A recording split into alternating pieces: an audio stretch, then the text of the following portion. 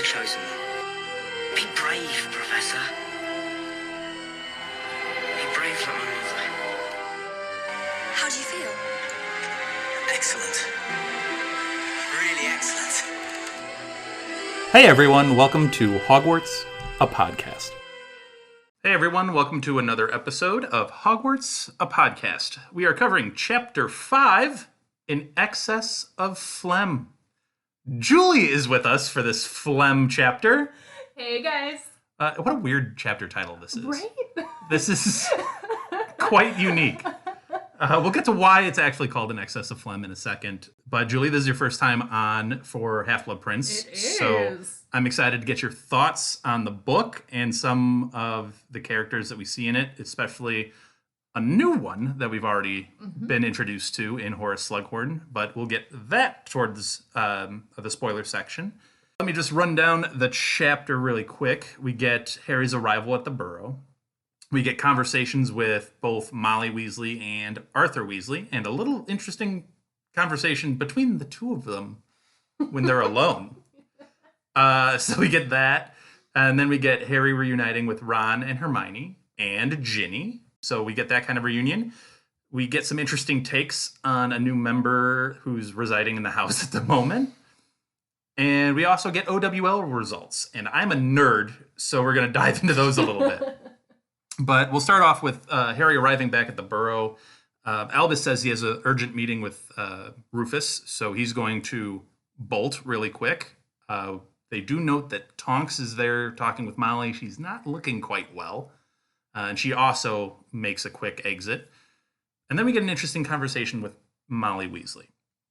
We learn that Slughorn actually started at the same time at Hogwarts as Albus. Which is so weird to me to think about. Like, I don't know about you or everyone listening right now, but I always kind of think of Albus Dumbledore as like this being that just exists. Like, he doesn't have an age. He's almost like thrown it back. He's almost like Nicholas Flamel, where he doesn't have a birthday. He just always is. Like, so to think that someone was like actually in school with Albus Dumbledore is just kind of like mind-blowing to me. They're freshman teachers together? Like, that's such a weird... Right? Like, again, I just kind of think of Albus Dumbledore as always being this man with a super long gray beard who's always been headmaster at Hogwarts. Like, obviously we've seen more of Dumbledore's past in previous books, but for some reason, like, hearing that there's someone alive who is the same age as Dumbledore just messes with me. And Slughorn's been retired for a little bit now. Yeah. And obviously Albus is still going strong. Still kicking. But yeah, it's a little interesting to just get that kind of time frame, for sure. I find it a little interesting that she also doesn't really talk much about Slughorn. He taught there. He didn't really like. He taught us. He taught Arthur and I. Which I think that she also left out a certain piece of information that I find interesting that we can talk about a little bit more in the spoilers. She mentions that she understands why Harry's a little non-committal on whether he likes Slughorn or not. She's like, yeah, I kind of get the same vibe of him. I didn't really like him, didn't really hate him. He just kind of was a teacher. Yeah, which is fine. She did take a little personal offense to the fact that he didn't include Arthur in his little collection of favorite students, but which I think is interesting that she took offense to that. Which then she gets into an Arthur promotion. He is now the head of the Office for the Detection and Confiscation of Counterfeit Defensive Spells and Protective Objects, which is the longest job title ever. Try fitting that on your LinkedIn page. Oh, on a business card? I mean, I get you can maybe magically have it just scroll through all of the words. Also, it feels a little non-related. He was promoted as someone who could be trusted by the Ministry, and since they very clearly know where the allegiances are in the Weasley family, but I was thinking about it, and it's like there's not really any actual connection, because it's not like he's trying to protect Muggles and he's looking specifically at Muggle items. Like, I guess I can see where it's like a little related, but it just seems like a big leap to me. I think it's a genuine promotion in that, yes, it is a step up for his maybe skill level and ability. But I guess the connection would be if they're trying to weed out counterfeit medallions that aren't doing what they're supposed to, or wands, or what have you. I mean, he worked in the misuse of Muggle artifacts. So you're talking about somebody bewitching a toilet to not be doing what it's supposed to be doing, or what have you. I'm not saying that, like, he doesn't deserve it. It just seems it seems like a big leap to me. It's definitely a leap. It seems more of a, like, hold on, you have one of the 7 special skills that we need, and we know we can trust you. And we like you. Well, I think that's definitely part of it. It's you have a skill set, and we can trust you. I think that's really the thing there that they're going for. This is going to be an interesting transition for me, so bear with me. I'm not calling Molly Weasley a Death Eater. Okay, I am not. I want to make this. I want to make this very, very clear. Dan, people are about to revolt now. I'm making it very, very clear that I am not saying that she's a Death Eater. One of the most likable people in the whole series. That is true, and I do love Molly Weasley. However, she does have some flaws. Let's not pretend that she's a perfect person. And one of the flaws that I like to point out here, she just lets slip a little bit her thoughts on Arthur's true passions of Muggles and their technology or whatever. I think you're taking it a little too far. I see where you're going. That's fair. She does call them like she uses the word rubbish, Muggle rubbish. She's a little witch wizard magic elitist, just a bit. Anyone just a who touch. has magic is. Just We've seen that time and time again. Anyone who has magic ends up getting some type of wizarding world elitism. Mm-hmm. I just think that for her, I think she also sees the roadblocks that Arthur has had in his life and in his career because of having an interest in Muggle artifacts. And because of her love for him, she doesn't go like, can you stop dealing with that and, focus on a real job? I think she pushes that aside, but there is a part of her that goes, if he could just forget about that, like, think of where he could be in the world. I'm not saying he's about to be like Minister of Magic or anything like that, but like, if he wasn't so focused on Muggle artifacts, like, he probably would have been a lot further along in his career. There would have been a lot less stress and strain on their household. Agree with you. I think Molly very much thinks along those lines, as does Percy, who gets mentioned in this chapter. Before we get to any of that, there is a clock that I do love that the Weasleys have, which is an amazing clock.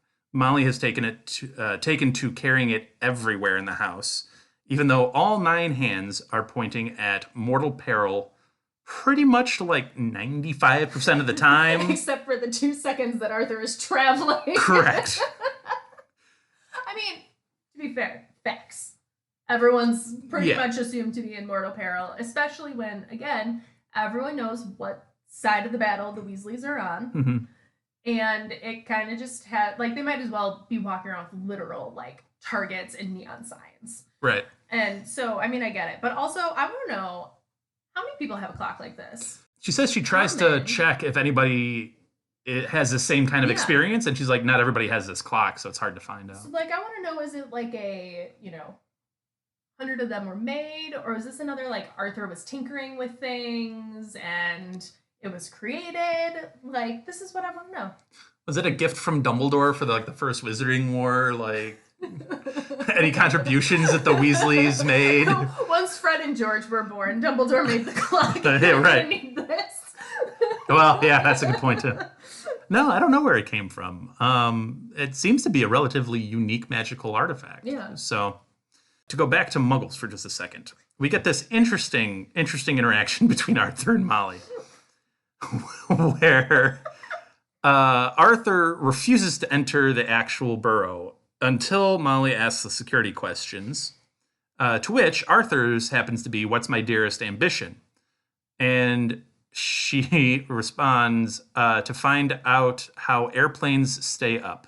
Okay, so I have 2 thoughts on this. Yes. 1, that is the most wholesome and adorable thing that I've ever heard. But 2, what kind of education do you get into the wizarding world? Like, listen, He probably doesn't get much of a Muggle education at Like, all. I have a college degree. I'm an educated person. Can I tell you exactly how a plane stays up in the air? No. All I know is that it's physics. I failed physics. But, like, I want to know how much, like, I don't want to say basic information because I guess it wouldn't necessarily be basic to wizards, but, like, physics still is.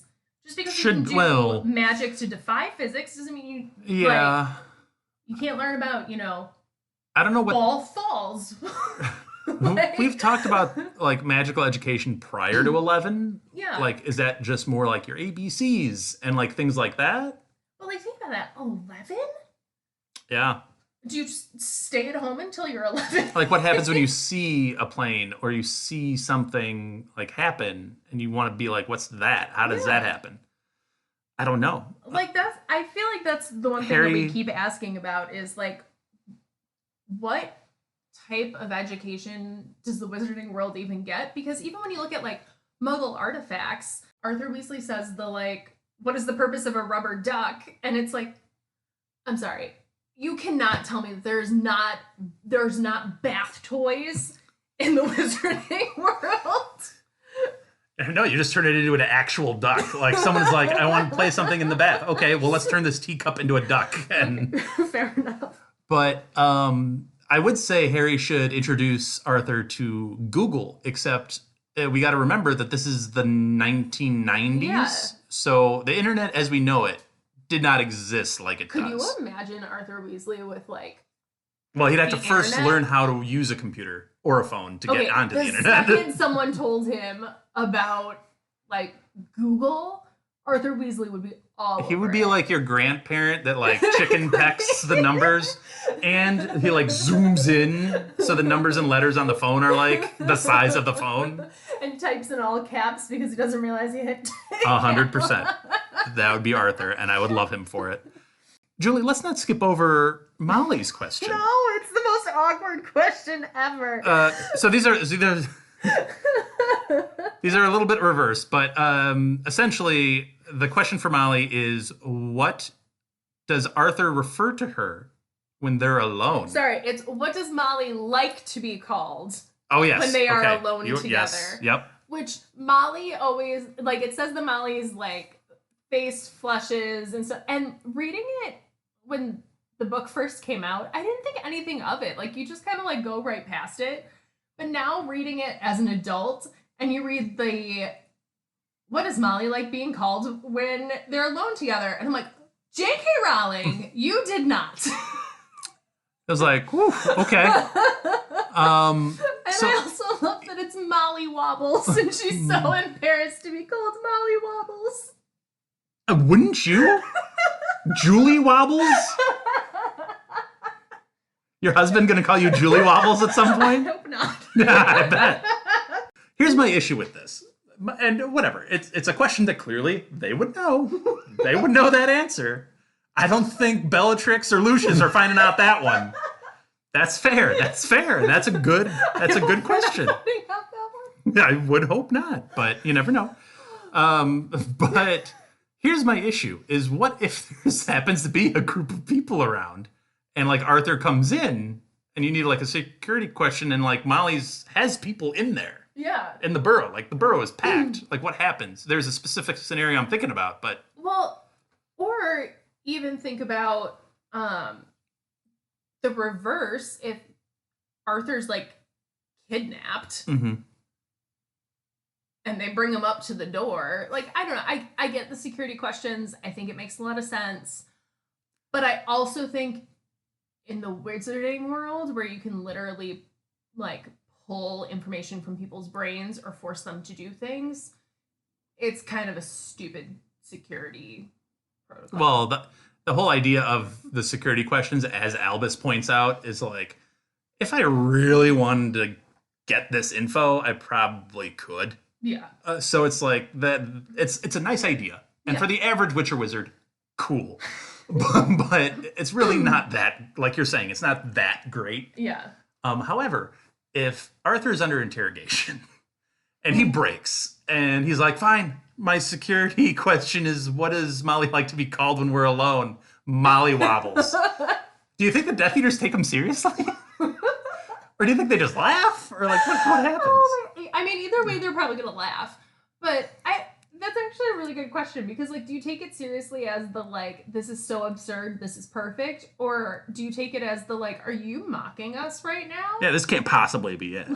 Yeah. I don't even know what my security question was. You know what it could be for us? It could be something from Cold Stone. For those that don't know, Julie, Jen, and I all met back when we were working for a little place called Cold Stone Creamery. For those in the U.S., you might know it. For those outside, I don't believe it's gone international as... It might have. It might have. So it's an ice cream shop. So we met there. So we could probably come up with some actual security questions for us based on Cold Stone. All right, we'll keep you all posted. We're going to work on security questions. There we go. So anyway, we get past the awkwardness of the security questions, and we get to Harry getting up to Fred and George's room, which has the vague smell of gunpowder. There are also assorted boxes everywhere, presumably holding maybe not yet finished products for their shop. But anyway, Molly lets us know that they are actually in Diagon Alley, and they're sleeping above their shop. Which I am shocked that Molly willingly lets them do. I Well, know that she doesn't necessarily have control over them, but right. I mean, like, she's Molly Weasley. Well, I don't think she fully understands what the twins are doing just yet. However, she does actually admit out loud that they seem to have a flair for business, which is a big admission for her. True. I mean, it is also kind of the best time for a joke shop. I mean, I feel like everyone could use a good laugh right about now. The next morning, which feels like it just came so immediately to Harry, happens when Ron smokes him on the head. And Harry, Ron, and Hermione unite. Ginny also arrives and joins them, sits on Harry's bed. Then we get the arrival of a character, I don't know, on our first reads, I don't know that we were expecting this character to walk into the bedroom. No. Fleur. If you remember all the way back in Goblet of Fire, Fleur Delacour was in the Triwizard Tournament. And she arrives in the bedroom, and the boys notice that she is so beautiful, Julie, that the room seemed airless. I will speak for me as a male, that I have never seen anyone walk into a room and I couldn't breathe as they walked into the room. But that is the effect that she has. So... and we do find out that Fleur and Bill are set to get married after 1 year of knowing each other. Fleur wobbles? I don't think she'd go for that. No. However, she definitely won't go for the name that Ginny's calling her. And here's where we get our chapter title. Ginny calls Fleur a cow first. A cow and phlegm. But sees why Bill is interested because, which is actually an astute observation by Ginny. The idea that, well, Bill is kind of an adventure seeker with his curse breaking for Gringotts, and he does kind of like that sense of adventure. So the idea of Fleur and a 1 year kind of relationship into a marriage, the whirlwind, the adventure. Yeah, it would make sense, So she gets it, but doesn't love it, and we also get the sense that Molly doesn't like it either. Yeah, well, Molly also brings up that she thinks that they're just doing it because of the dangerous times, which I think the funniest part is, I believe it's Ginny that calls out that Molly and Arthur actually eloped the last time Voldemort was in power. So I do find it a little funny that Bill is doing the same thing that Molly and Arthur did. Maybe for the same reasons, maybe not. But I just think that's a little full circle. Even Molly's like, I don't love this, but I get it too. Yeah. Like when we're in these times, history repeats itself in a way. Things do crop up and repeat. So she doesn't like it, but she gets it.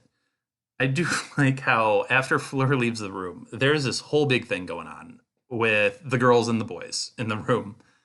And I can't remember who goes around and was like, dude, you live in the same house. You think you'd get a little used to just Fleur being there? And Ron goes like, yeah, you do. But when she pops up on you like that, it just hits you. But Ron's always been like that with Yes. Fleur. Yeah. And I will say, I do love when Fleur comes into the room the first time and how excited and happy she is to see Harry. And that just really warms my heart a little bit. Well, yeah, and I think that's something to note because when we get into this Harry and Ron versus Ginny and Hermione about Yeah. Fleur, so essentially Hermione has one shot, I guess, at Fleur with saying like, "Oh, Bill," because they talk about Bill and Tonks should be a thing, and Hermione's like, "Well, Tonks is way more intelligent than Fleur," and Harry's like, Fleur was a Triwizard champion. Like, she was literally the best of Beauxbatons at the time. Well, and I mean, I take both of their points. I think it's interesting because I think from Hermione and Ginny, you're seeing a lot more of the like, I don't necessarily want to say jealousy, but it's the best word that I can think of. Like, she's so pretty, and now she's going to marry Bill. And not saying it in a way that like Hermione has a thing for Bill or anything like Right. that, but I think they very much don't want to see her like happy and constantly around when everyone's always fawning over her. So I think there is a little bit Yeah. of jealousy there. And I think for Ron, there's the envy. Like, we see it through all of the books that Ron is kind of envious of anyone who has something that he doesn't. And now his brother is marrying the girl that he had like a huge crush on and is stunningly, takes the air out of the room. For Harry, I don't necessarily think that him and Ron are completely on the same page. Like, I think there's a little bit of that, like, wow, she's beautiful. But Harry had a lot more personal interactions with Fleur, and I think sees a lot more of the, like... The actual person that she is? Yeah. He sees her for the actual person. And, I mean, everyone who has listened to this podcast knows that I very rarely defend Harry in any circumstance. But, like, I think here, like, to his credit, he's looking a lot more at Fleur as a person. And I do think it is slightly skewed because of her beauty. Again, he's 16 in this book. Let's not forget that she's also, like, part Vila. Yes. So, I mean, there is that swooning that men get is partially to a part of her that she can't even really control herself. Yeah. I could imagine putting myself in her shoes. I can't imagine it's wonderful to have guys fawning over you and it's just, they're not interested in you. Yeah. They're interested in the effect that you have. Mm-hmm. That's got to be frustrating in itself. Yeah. So I don't think Hermione and Ginny are really putting that into it either. Like, they're not even really thinking in her shoes either. They're just, like you said, reacting to how specifically Ron just kind of like falls over himself and then just they lost him. Like, he's gone. He's gone for the next 5 minutes or however long she's in here. And Harry, I like it. He still mentions the effects that she has. Like, when she kisses his cheek, he feels like a little, like, a burn sensation. Yeah. So, like, he gets that effect, but it's not as overwhelming. Yeah. He has that, like, clarity from knowing her as a person to also just like her as a friend or a person.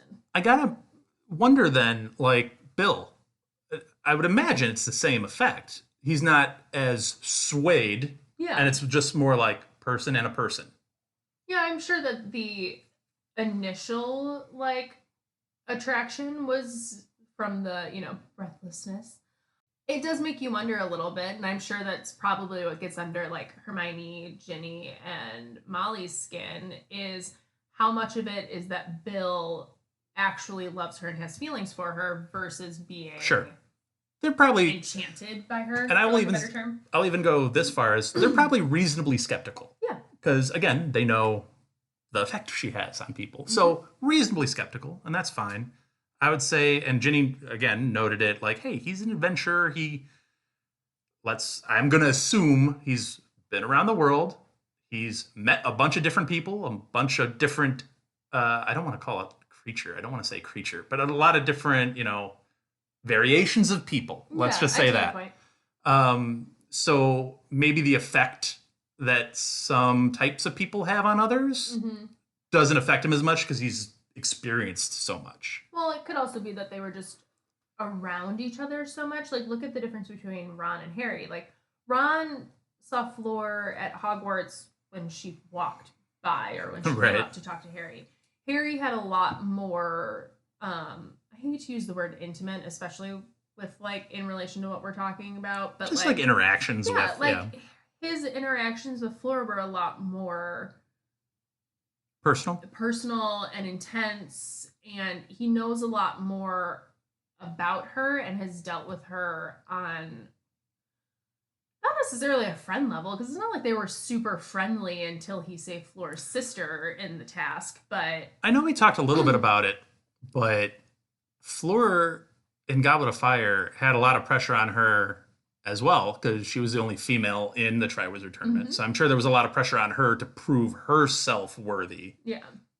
Amongst maybe, you got the famous Harry Potter, you got the famous Victor Crumb, and then that other guy. And then the other guy who, is Mr. Perfect, because everybody likes him, and, and that's probably why Fleur and Cedric got along, because they get the adoration thing out of nowhere. And Crumb, for that matter, too.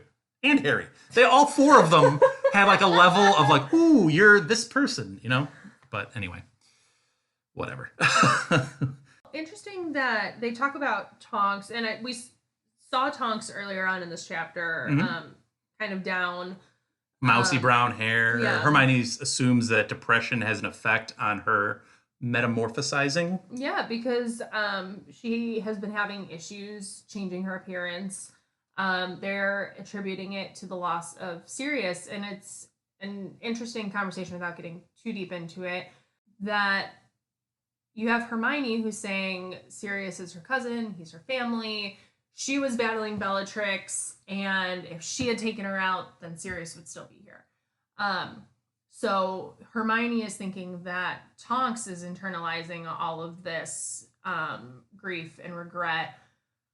And Ron is like, listen, they barely knew each other. It's actually an astute observation. Yeah, I think it's a very, interesting conversation that's being had between the two of them, because Hermione sees it as a, well, duh, somebody died. And Ron is like, okay, that does not explain it, because they barely knew each other. It might as well have been her neighbor. Right. Yeah, no, it's a really... Which we can talk a little bit about this. Spoilers. But... It's a really good pickup from Ron, especially coming out of his floor haze to put that together. Maybe I gave him clarity. Maybe. Well, that's fair. We do get Hermione not only noticing trends in Tonks, but she's trying this entire time to pick up something from Harry. And you almost get the sense, at least from Harry's point of view, that Ron and Hermione are acting a little weird. They're a little off. They're clearly tiptoeing around him and what they really want to say. And then he's just like, okay, I'm just going to beat you to the punch. The prophecy. Let's get it out in the open. Let's talk about it. Dumbledore just told me to do it. Here's an opportunity. So he tells him about the prophecy. And side note, I really like how Hermione gets so worked up at the telling of this story and the facts behind it that she absentmindedly picks up a telescope from one of the boxes, squeezes it, and gets punched in the face. And later on, Mrs. Weasley, as she's trying to mend this black eye, refers to her as half a panda, which is it's just such a silly description, but I love it. But anyway, I think the takeaway from that conversation, the prophecy conversation, for me, is the idea that Harry's able to unload this on friends, and the fact that they don't recoil, or the fact that they don't look scared or afraid, or the fact that they're going to back away from him or disengage in any way, gives him such a warm, happy, secure feeling. And it's just an idea that, when you have... I guess there's nothing more empowering than just knowing that real friends have your back no matter what. Mm-hmm. I mean, at this point, though, in the series... because even Harry says at one point that, with the prophecy, he kind of always figured it was going to end this way. Mm-hmm. And I would have to assume that Ron and Hermione also had the same thought. And at this point, everything that the trio has been through together, Harry could tell them literally anything, and they'd be like, all right. Yeah, go. You're suspending your disbelief at this point. You're like, yeah, that's probably true. Yeah, literally, it could be the most absurd thing you could ever hear, and I think Ron and Hermione would be like, All right, sounds cool. What we doing? Yep. Well, they had started to like spin their own ideas of everything because they found out that Dumbledore was going to pick them up and they were going to go on a side quest. And then Harry drops the bomb too of like, oh yeah, I'm having lessons with him too. What? Like, what does that mean? So there's all kinds of speculation. So I think Harry letting them in is a really big step to being like, hey, we're on the same page. I like that he admits to, at the beginning when I first found out about this, I was super scared. I didn't know how this was going to go. I felt very alone because this is a burden that I feel like is on me and my shoulders, very literally, because I'm in a prophecy about it. Yeah. Which is a totally reasonable thing to think.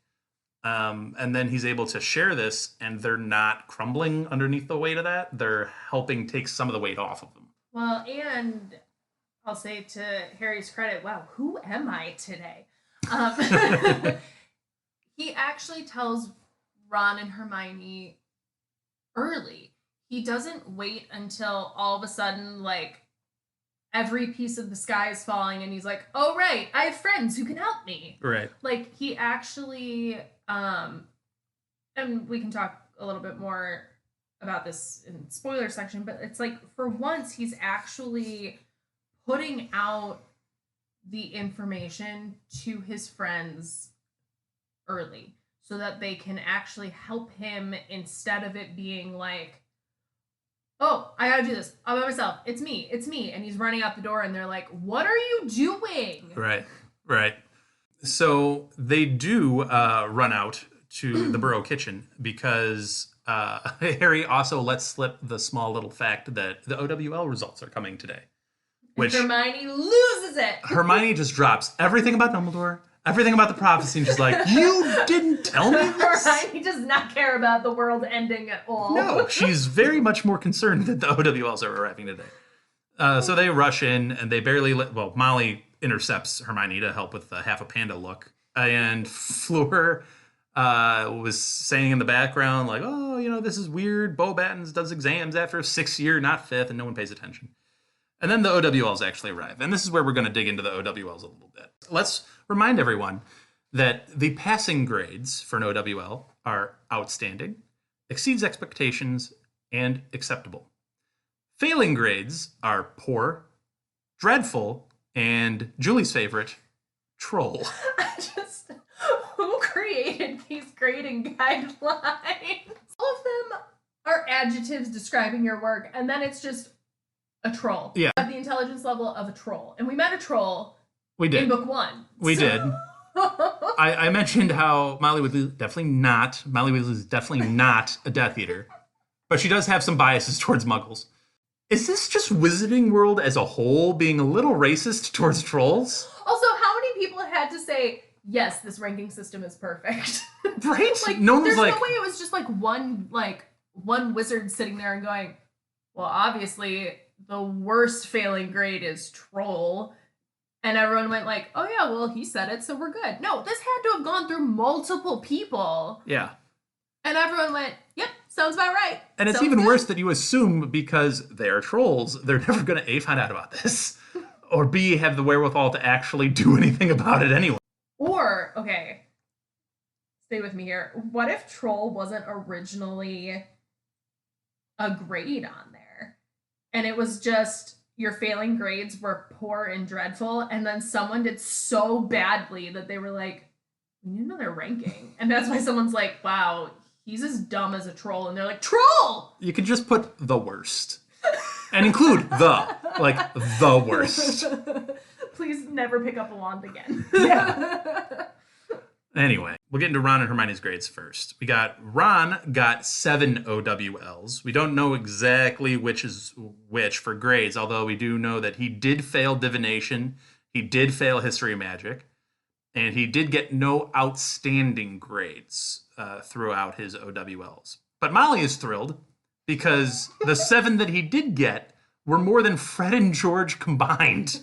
We already know that there's certain classes going into year 6 that you can only take based on your OWL score, grade, whatever we're calling it. Fred and George only we'll call it 6. They each got 3. Does that mean they only had to take 3 classes. I mean, they obviously like left Hogwarts before they finished, but like, Maybe they does just that mean they only had to take 3 classes? Like, do you just purposely fail some of them so your course load is easier? Like, you still graduate Hogwarts, you can still use magic. Yeah. So like, maybe they just took a bunch of extracurriculars, like I'm just gonna fail everything other than like gobstones for beginners or something like that. I don't know, like magical underwater basket weaving. what electives could they have picked up randomly? Just imagining like Wizarding Theater 101. Right. Which The they would have been magic of production. they would have been great.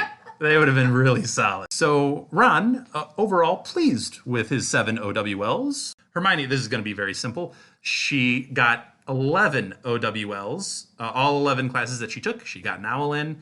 She got 10, Julie, outstanding grades, and 1 exceeds expectations. And I have a question for you. How, after last year and her actual training, did she come up with the exceeds expectations in Defense Against the Dark Arts? I have a theory. So first, I have a question of my own. Okay. And then I'll get into my theory. Okay. How hard is it to get an outstanding? Think about like the normal grading system in the US. It's most of the time it's not hard to get an A as long as you turn in your homework and Actually put in effort. Yeah. Like it's not for like most people it's not necessarily like super challenging to get an A in at least one class. Sure. Like not saying like straight A's or anything. Right. So my question is, for outstanding, is outstanding essentially the no one ever really gets it? Because we've seen before that Hermione is so gifted of a witch that they bend rules and stuff for her. Like she got the time turner back in Prisoner of Azkaban, and they made the exception because of how exceptional of a student she was. So is getting 10 outstandings, is that like somebody call the record books, like she doesn't even need to finish school, she's learned it all? Or is getting 10 outstandings a like, well, yeah, she's a good student, of course she got 10 outstandings? My answer to that is I have the feeling, and I'm just assuming here, like let's say she applies for a job 10 years from now, and they're like, they do look at your records. I'd assume they'd look at the records and be like, wow, Hermione Granger, 11 OWLs? That's a pretty remarkable number. 11? That's a big number. I don't think they care if it's an O, an E, or an A. Like, I don't know that they're going that far into it. You know what I mean? But then what's the point of it? Shouldn't it just be you pass or you fail? It's like people might look at your GPA and might be like, wow, your grade point average is really good. But they're not necessarily looking at your kinesiology grade specifically. Yeah. They're like, wow, you have a above average to great GPA. That's good enough for us. Check. Yeah. You know what I mean? That's kind of where I'm thinking about it. Fair enough. So the reason that I ask that is because leading into Harry's a little bit. Well, why did you think she got an exceeds expectations in Defense Against the Dark Arts? Oh, well, so my reasoning is, if we, skipping ahead just a little bit, Harry got an outstanding in Defense Against the Dark Arts because he produces Patronus and, like, he's Harry Potter. He wowed the examiner in the practical. And he thinks he aced the written portion, too. Yeah. And so my assumption is Hermione obviously aced any and all written portions. You'd assume, yeah. But when you're in the same room as someone who's like, and Patronus! Ooh, okay, I see what you're doing there. Like, how do you give, like, this advanced magic that some, like, full-blown adult wizards can't even do? When you have that happening and you're in the same, like... that's interesting. So you think Harry's literally the only one in his year to get an outstanding? Think about who their teacher was last year. Other than the DA, who would have had any actual Defense Against the Dark Arts training? Yeah. I think that with them all having Umbridge and her essentially being like, we're going to read this book about petting kittens for mental health. Like, So you're thinking all of the DA that are age appropriate taking this exam probably are got, an E or an A? yeah, I would assume that everyone in the DA who took their OWLs got at least an E or an A. I think Harry, this year in particular, is the only one who got an O. You know what? I can't even argue with. I really like that reasoning behind it. Like you wow everybody in the room because all the practicals are happening all in the same practicals room. are happening at the same time. So how do you sit there and even if Harry and Hermione don't have the same examiner, how do you sit 3 seats down, watch this kid have a stag parade around the room, and then go, you know what? You are outstanding at Defense Against the Dark Arts, even though you didn't do that. That's gotta be super deflating for the kid, having to hear that was really good, but it ain't that. It ain't that. If they're like, I don't know if like how subjective the grading is. If it's a like, I gather fairly subjective. here's your like tick marks, or if it's a like, okay, where do you think they fall, examiner? But if it's a where do you think they fall examiner, when you have Harry Potter putting a Patronus that can, you know, practically gallop tap around the room, dance yeah. around the room, like how does anyone compare to that? How do you look at any other student and go like, you're outstanding compared to You that? lose your sense of objectivity a little bit, yeah. No, I get that. That's interesting. But it makes me wonder, like, how hard is it to get some of these grades? Because as we move into what Harry received on his OWLs, like, for how Harry is described as a student throughout the series, I don't know how he did this well. So he ended up also with 7 OWLs. So, you know what? We're just going to break them all down. Yeah, let's just start at the top and we'll work our way down. Astronomy, acceptable. So my issue with astronomy being an acceptable, which granted is the least passing of the passing grades, so I'll give it that at least. But remember, astronomy is where he got distracted by Hagrid being attacked by Umbridge and a couple of Aurors. So the fact that he mustered an A out of that is remarkable. He did say that he was doing fairly well on the exam. He was like, okay, there's that, done. Okay, there's that, done. It wasn't a particularly difficult exam. Yeah, which but again, it did get this is interrupted. what I want to know, like, how easy is it to get some of these grades? I would assume he finished more than halfway, but he didn't finish the entire exam. Yeah. Is that fair? So he probably got like a, I'm just throwing out a number here, probably like a 70, 75%, which is barely passing. Yeah. Maybe. Care magical creatures. He got an exceeds expectations. Well, he actually cares about that class. Right. He cares about it very much, and he cares about the teacher very much. How did he not get an O in this? How did he not get an outstanding? That's why I'm wondering what... He pays attention, specifically for Hagrid's sake. How did he not get one? And not throwing some shade on Hagrid, but literally in this OWL year, he had a different teacher teaching them who was teaching, dare I say, well. Yeah. So how did you not end up with an O in here? You know what I mean? Yeah. I don't know. It's just that grade seemed weird to me. Charms. He got an exceeds expectations. See, and that's another one that I think is like weird to me. Like with how much Harry's done in the past 5 years, it seems weird that, not that an E is low, but like... Yeah. Can I just briefly dive in on the term exceeds expectations? I think that's a little odd of a term. Like, exceeds expectations. We expect all students to be met. And you exceeded that. Congratulations. Again, phrasing seems odd to me. Yeah. But that's okay.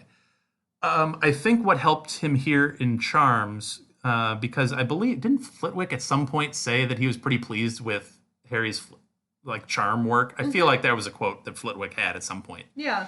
And I feel like his training for the Triwizard Tournament, that there was any, when there was helpful. I think his training for the Triwizard Tournament helped him in everything. Yeah. Because he had to actually... Well, that's what I'm saying, is why I'm like almost a little disappointed that Harry has an E, because charms are used relatively frequently in all of the, I guess, trials, we'll call it, that the trio has faced over the past 5 years. So it just seems weird to me that, like, that wouldn't be a little bit higher for Harry. I get why, because also from, like, a writing standpoint, it makes the most sense to, like, have the Defense Against the Dark Arts, like, stand out on Harry's reporting. Or no, maybe this was Transfiguration. Now I'm blurring my exams, because I could use your logic for the outstanding in the same way. Do you think in his practical for charms there were other people screwing up so badly that him making a teacup be able to do like a half a cartwheel was like, actually, you did exceed my expectations compared to that over there, which is terrible. I don't even know if that would be the case, though, because it's like, I feel like that's just the normal, I don't know, the normal way that it would go. Whereas, like, no one's expecting a 5th year to have a fully formed, strong Patronus. Right. So, like, one of them is the, like, wow, everybody's terrible this year. And the other is, like, how? How do you know this? Yeah. I can't even do this. So he gets the E on charms. We already talked about the Defensive Against the Dark Arts outstanding that he achieved. He gets his first failing grade in divination, which is poor. So, I mean, it's on the higher level of failing, I guess. But, you know, I really wish he got a troll. That's all. I just want, like, one of them to get a troll. Well, we don't know exactly what Ron got. True. He just said he failed. But we've already discussed, and I've discussed at length, my issue with the Divination Owl exams to begin with, and how I just have issues with the divination program to begin with. I think it should be taught completely differently, whether it's Trelawney or Friends. I think they both taught it in a way that doesn't translate well to someone who doesn't have a gift. Yeah. So I would just retool that entire class altogether and then put the exam to that. But that's, you know, me, whatever. So we'll go on to herbology, where he got an exceeds expectations in. What are your thoughts on herbology's? How? The biggest issue that I have is I feel like Harry did really well, considering that in every single book, all they talk about is how bad of a student Harry is in everything besides Defense Against the Dark Arts. Well, I think we hear Snape particularly say how bad a student Harry is. Everybody else is like... Harry being like, oh, didn't do that paper, it's due tomorrow, gotta go. Oh, didn't do that charm really well. Like, he's never portrayed as a strong student. He even, like, seeing it from his perspective, like, Harry even says how schoolwork, like, doesn't come naturally to him, and how he's not, how he's surprised that he's passed his exams and things like that. And so, like, it just seems weird to me that there's so many, like, not that there's so many OWLs, but that there's so many exceeds expectations, especially in things like the herbology, where it's like, when did you, like, I can give a little bit of, like, credence to the, like, okay, in Charms, he's been using that for, you know, all of his side quests. Charms is, like, the most used of any of these subjects. Yeah. And so, like, I give him that, but it's, like, Herbology, I think, is just one of those subjects that we don't really see a lot of in general. So we really don't see him very often in herbology. Fair.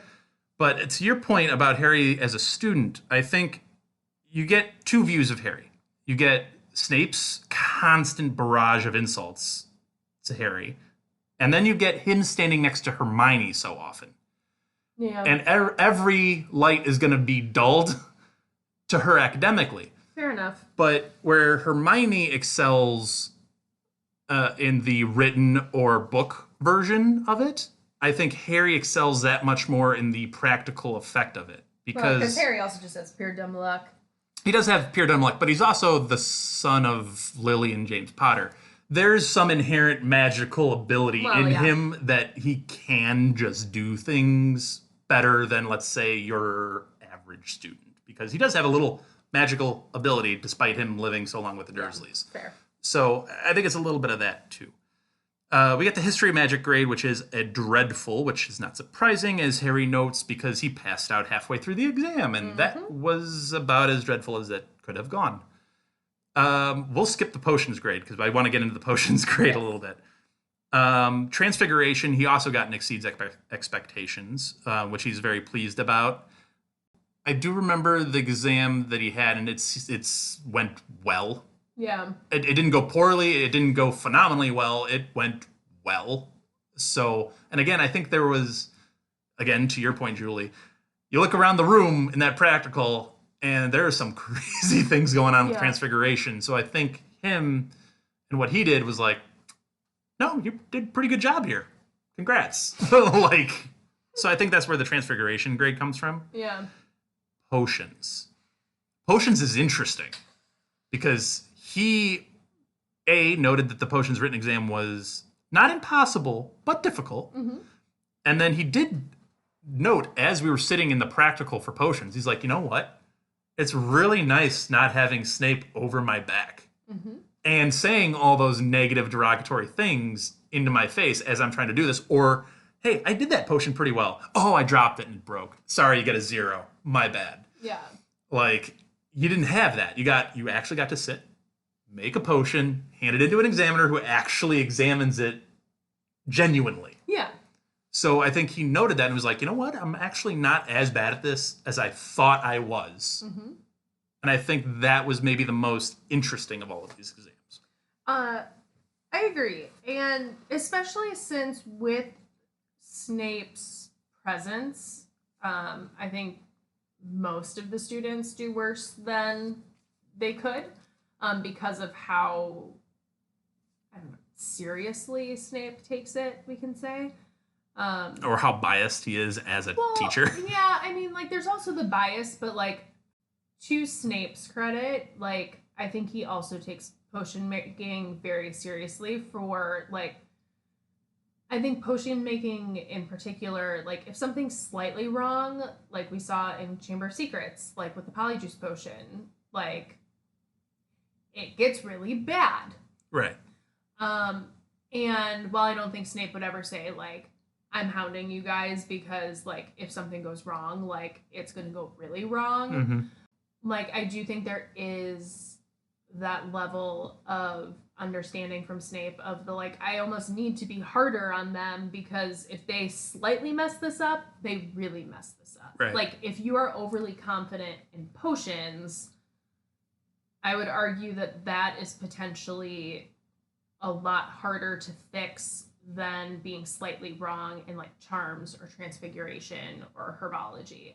Because in potions, like, if you have 20 ingredients to your potion and one of them's off, like, you now have 20 different areas where it could have gone wrong. Was it because you did too much or too little? So now for your antidote to the potion, which part of that do you need to fix? Right.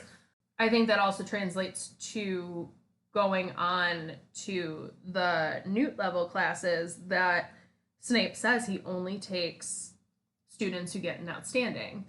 I mean, honestly, if I were a teacher, I'd kind of want that same standard. Yeah, and I think it's because there also needs to be the level of seriousness to it of, like, if we're going to be doing these more advanced potions that are even more difficult and even more things can go wrong, I'm not taking people who, like, potentially just scraped by. Right. The thing that I do want to point out, though, with the potions is Harry's level of disappointment with not getting the outstanding. So with Ron, he saw it and was like, no more Snape, we're done. Right. But for Harry, like, he had his heart set on becoming an Auror once he left Hogwarts. And so for him, like, not getting those high marks in potions meant an end to his career before it even started. Although I will argue on this one a little bit of, like, Harry, you're Harry Potter. Like, can you honestly tell me if you went into an interview to be an Auror now, at the age of 16, not even after Hogwarts, now, that they'd be like, yeah, sorry, you're not qualified. They'd at least they'd give him an interview.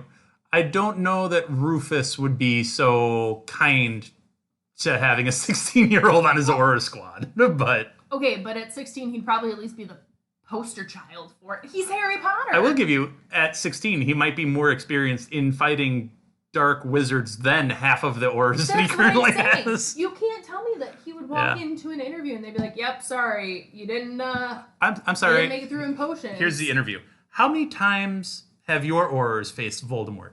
Go on. Yeah. 3. And one. Yeah, and survived. Like, I'm here. can I tell you about the scar on my forehead? And then just leave. Yeah. Like that's the interview right there. Yeah, that's fair. I would just like to point out before we get to this break sound and the spoilers that Julie's been complimentary of Harry and Severus Snape in this non-spoiler. I just want that to soak in. And I also didn't take the bait on talking more in depth about Sirius or the Percy Weasley fight, which I'm kind of convinced is the whole reason that you have me on for this chapter. But We didn't get into Percy Weasley, who is still feuding with the family, and they did have an interesting comment on it. Well, now that you got us on this, they did have an interesting comment on it where they go. I think it's Dumbledore's comment specifically about how it's a lot easier to forgive someone who's wrong than forgive someone who's right, which I think it's a Dumbledore wise quote. yeah. I think it's true. I think it's just hard to admit that you're wrong. Yeah. And Especially for something that was so cataclysmic for the family. yeah. Which again, everyone just thinks that fight is worse because of how it ended, not because of the actual fight. I stand my ground. The trio is chilling right now. They're on good terms, and Percy and Arthur, not so much. Still very tense. So, but we will end that discussion here, and we will get to the break sound, and we will be back with the spoiler section and Julie's thoughts on Half-Blood Prince. We will be right back.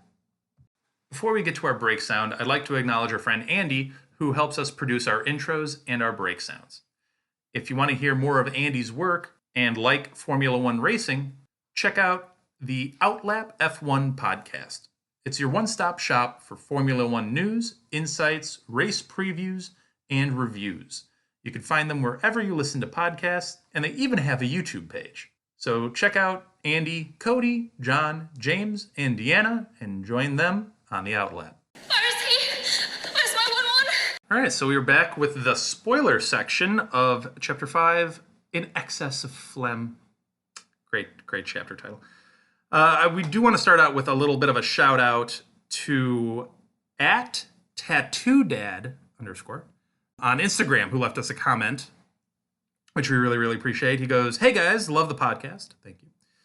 You just finished our episode of Hagrid's Tale, and I've been wondering about your thoughts on my reading of quote-unquote Emo Harry.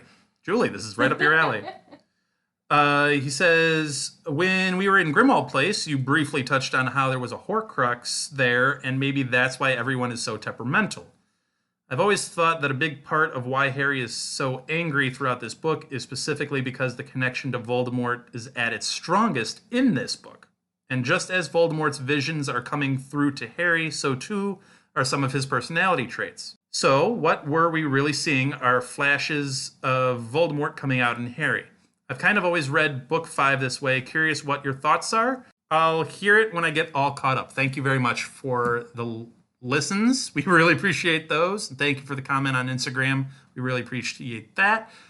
Emo Harry question. So, Julie, Thank you. what are your thoughts on Harry and the connection to Voldemort being so strong in book 5? So I completely agree on it. I do too. I think that your first read of the book, you just kind of take it as, emo Harry or teenage angst Harry.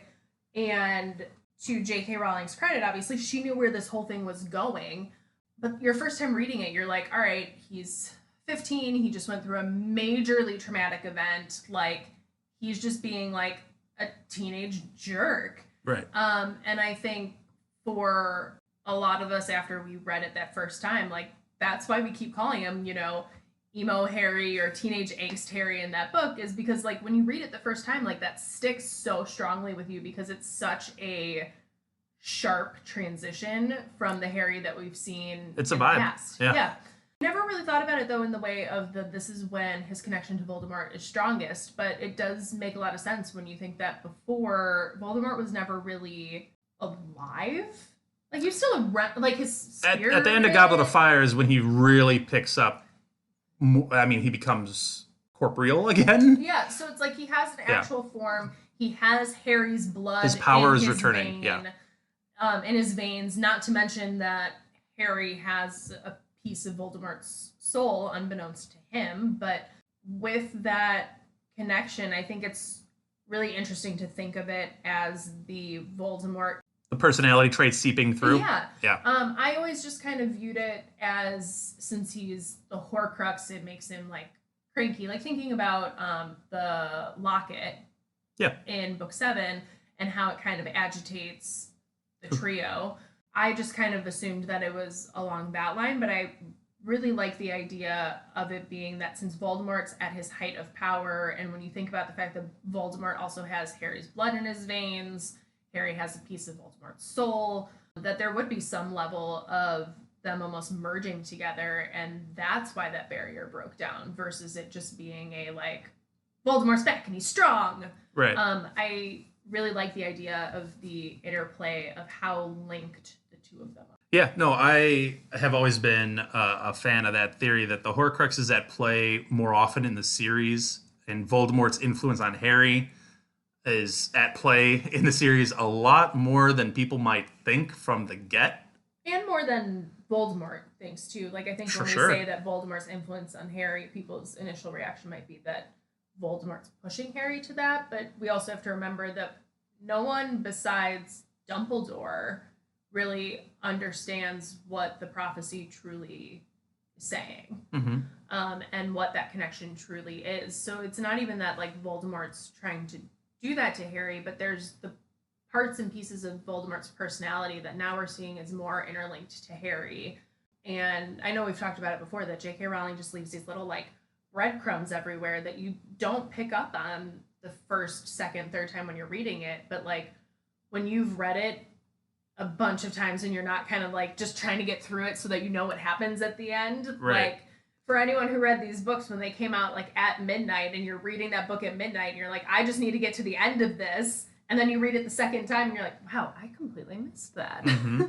It's cool going back now, and you see that, like, things like this where J.K. Rowling really put in what the Horcruxes can do without it even really being brought up until later in this book. But yeah, I think it's a really astute observation to make of Order of the Phoenix as a whole, and why you might get a little bit of an emo, angsty Harry. And always look a little bit under the surface and get into what those characters are actually going through, why they're going through it.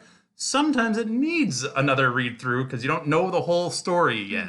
And that's kind of what we're doing with our non-spoiler and spoiler sections. So, but anyway, thank you to @TattooDad_. Hopefully we answered your question, kind of shared your thoughts accurately. So if anyone else wants us to kind of discuss any questions or comments that you guys have, shoot us a comment on Spotify where you're listening to this, on Instagram, on Twitter. We'll try to get to as many as we can. And we thank you for all of that support that you show us on all of our socials. You can find us at Hogwarts-a-Pod. So thank you very much. Now we'll get into some of Julie's thoughts on Half-Blood Prince. I do want to lead it off with a little bit of a question, because we get the mention of, oh, you're doing lessons with Albus. That's like cool. What do you think he's going to be doing? You think he's going to be teaching you like super advanced defensive magic or shield charms or like ways to get away, like evasive magic? Spoiler alert, no.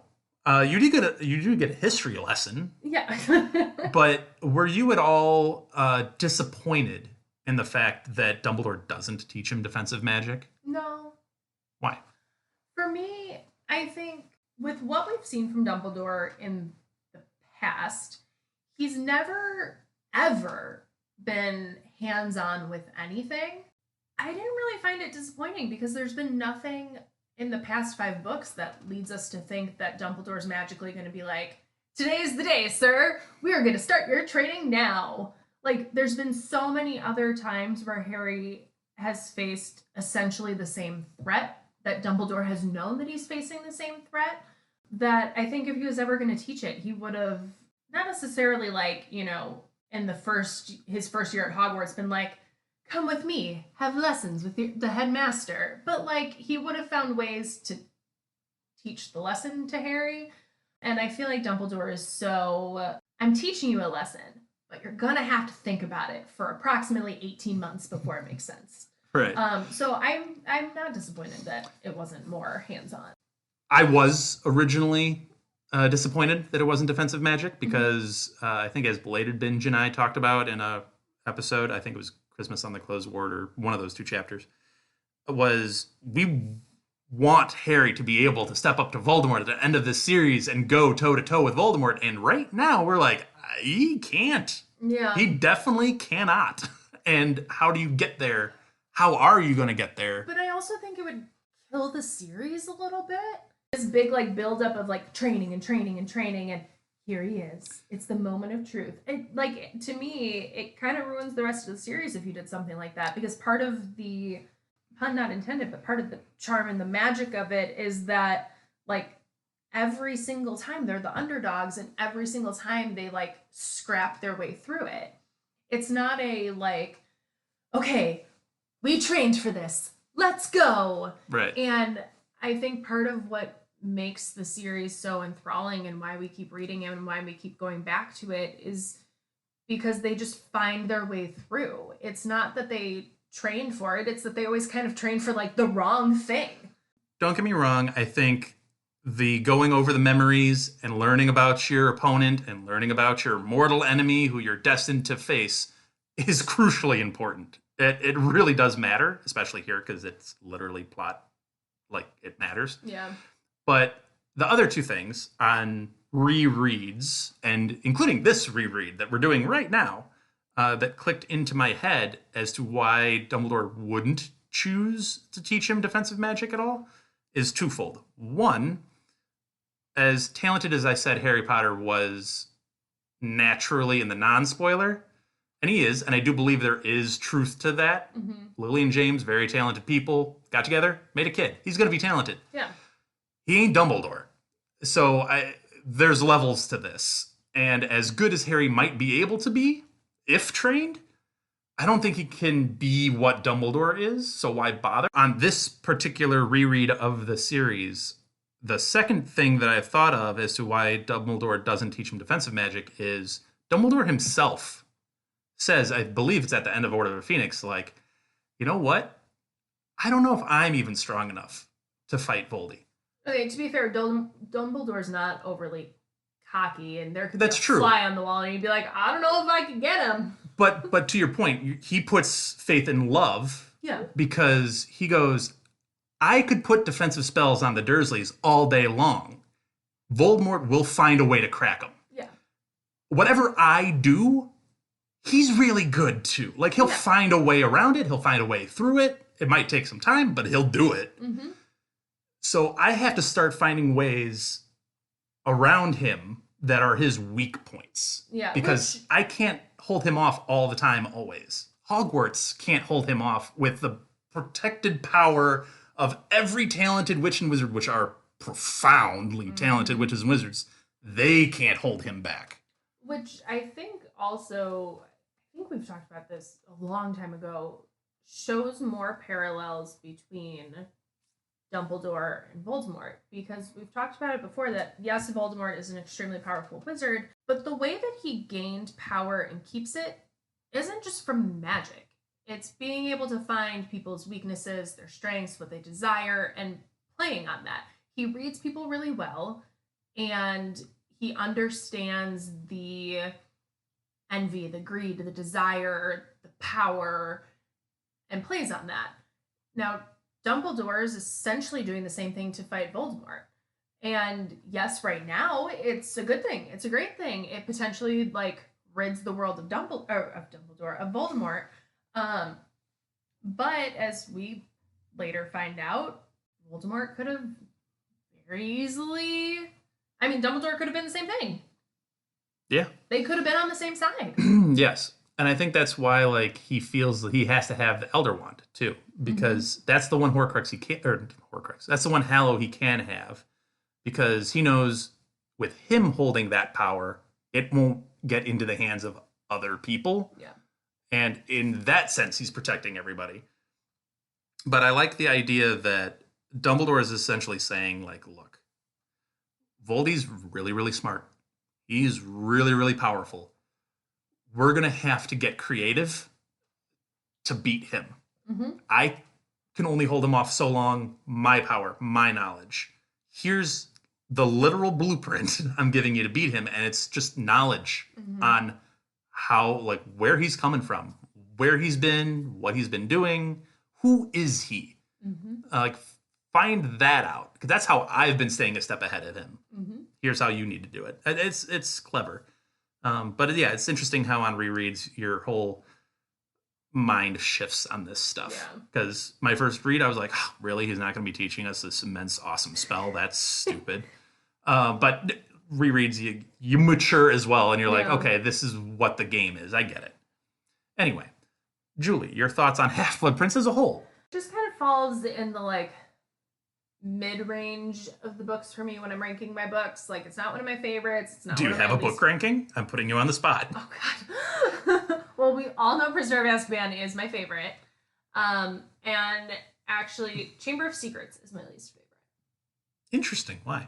Sidetrack. I don't know. The book never really, like, stuck for me for some reason.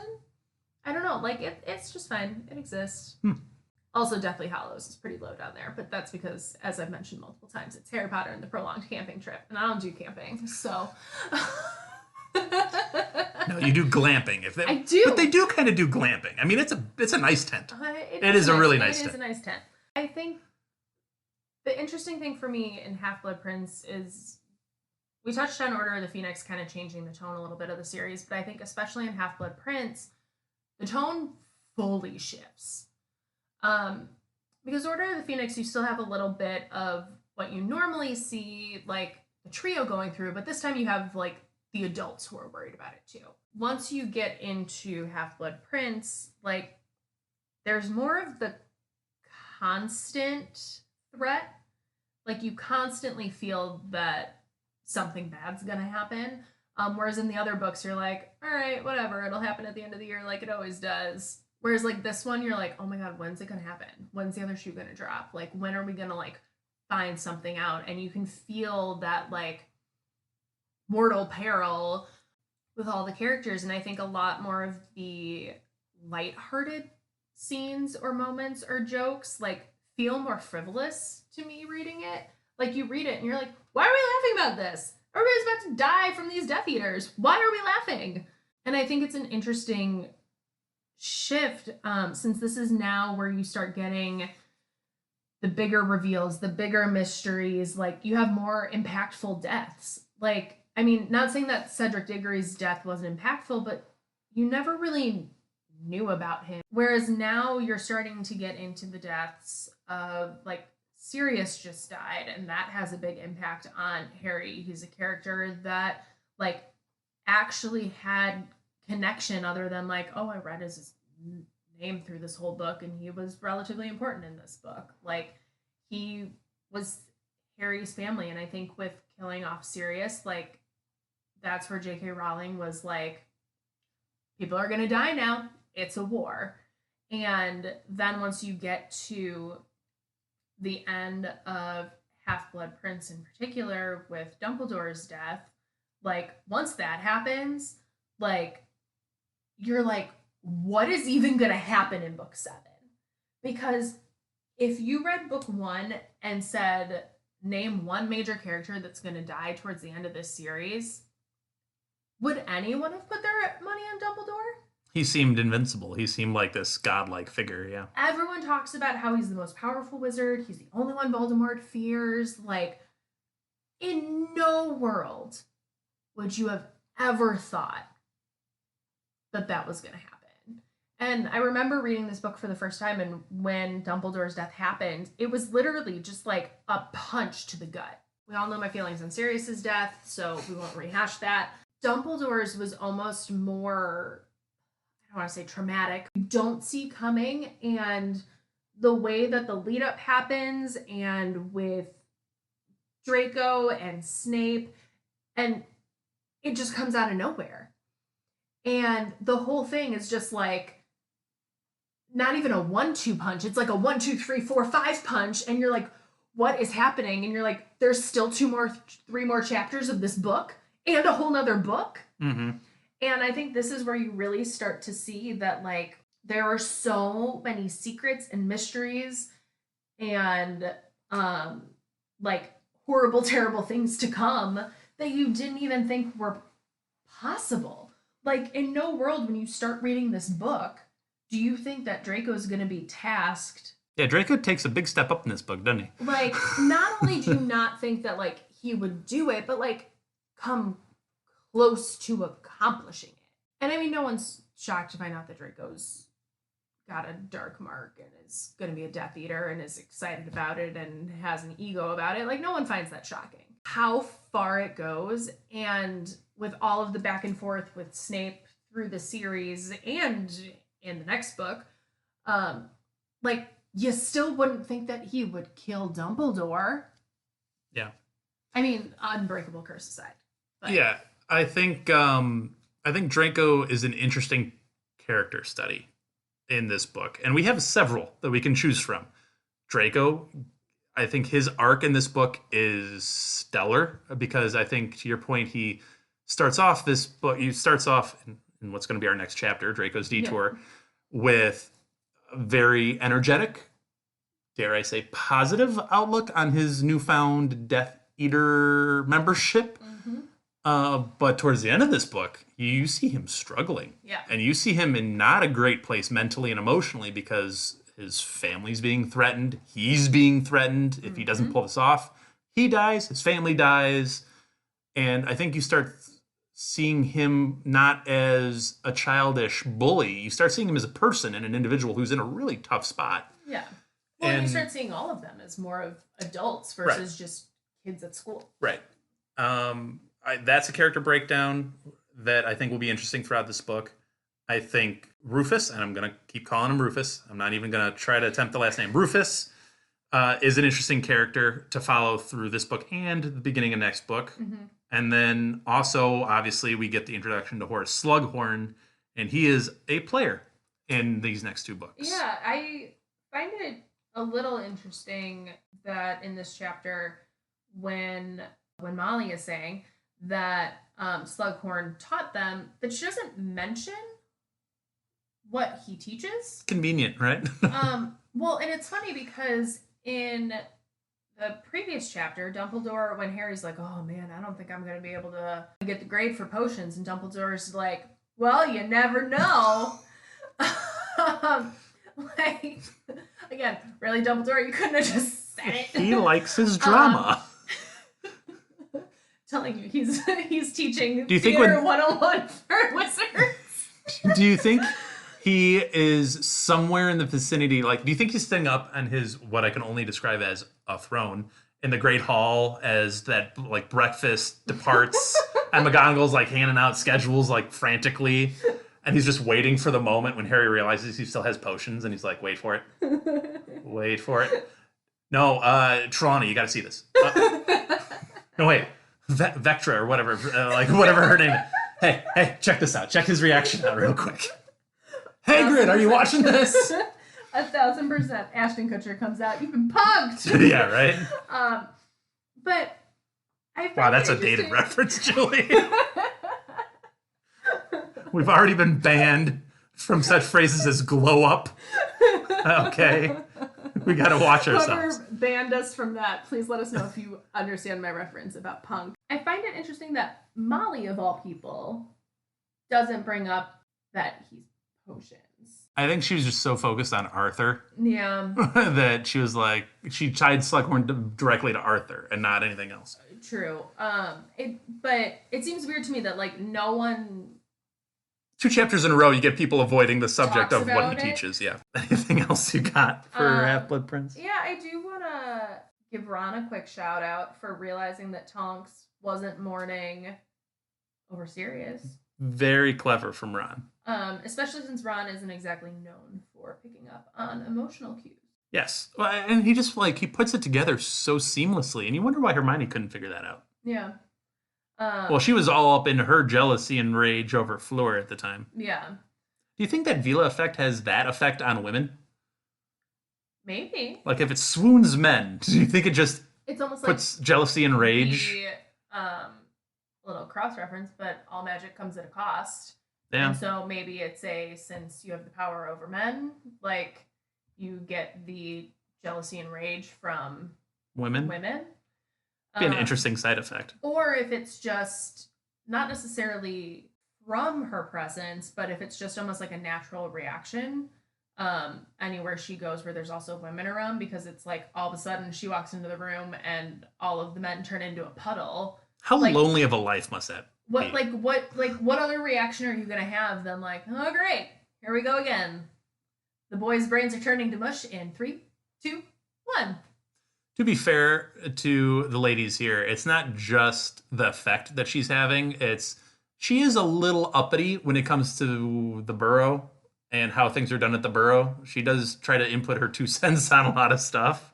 I think she's also just trying to be helpful and liked. Like, she understands that her and Bill have only been together for a year, and she came to the Burrow to meet his family and to bond with them because they're getting married. Like, you don't walk into that situation and go, like, I'm going to quietly sit in the corner by myself. Like, no, you try to, like, be helpful. You try to, like, show why you should be a part of the family. I don't want to spoil it, even though we're in the spoiler section, but Fleur does have one of my favorite moments in this book later on that comes through. I know exactly what you're talking It just comes through big time, and it's one of those, like, moments about her as a person and about the whole family dynamic that's going on. Yeah. And it's a really great moment. So we'll get there when we get there. But we will wrap it up for chapter 5, An Excess of Phlegm. Yes, that chapter title. Thank you all for listening. We really appreciate all of your support. I already gave the handle information for our Instagram and Twitter. It's at HogwartsApod. So check us out there and leave comments.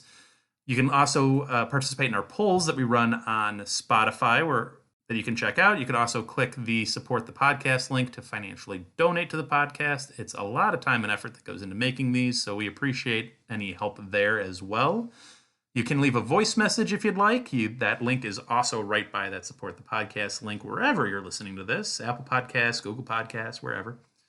So thank you again for listening. Please go out, share the podcast. We like to continue to grow. And we'll be back next week for chapter 6. It's a Draco Malfoy chapter. So that's interesting. We'll be back next week. Bye, guys. Thanks for listening. Thank you for listening to Hogwarts, a podcast. If you like what you've heard, please click the subscribe button on your preferred podcasting app and follow us on Twitter and Instagram at HogwartsApod.